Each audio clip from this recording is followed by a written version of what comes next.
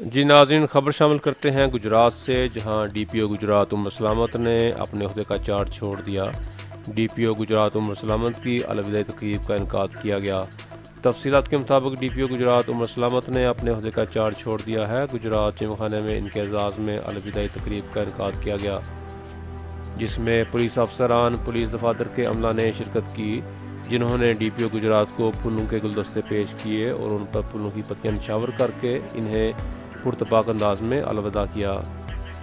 Civil society के नुमाइंदों ने उमर सलामत की खिदमात को सराहते हुए कहा कि इनके अरसाए तैनाती के दौरान अमन व अमान की सूरत हाल बेहतरीन रही और शहरियों को इंसाफ उनकी दहलीज पर मिलता रहा। गुजरात की अवाम इनकी खिदमात को हमेशा याद रखेंगे। डीपीओ गुजरात उमर सलामत ने इस मौका पर कहा कि गुजरात में तैनाती मेरे लिए किसी एजाज़ से कम नहीं। ज़िला की आवाम ने हर सतह पर मेरे साथ तावन किया। मैं इस मौका पर इनका तहे दिल से शुक्रगुजार हूँ। मैं हमेशा से ही रवायती थाना कल्चर में तब्दीली और महकमा में इनकलाबी इस्तिलाहात के लिए कोशा रहा हूँ। गुजरात के अवाम ने जो प्यार और मोहब्बत दी है वो मुझे हमेशा याद रहेगी।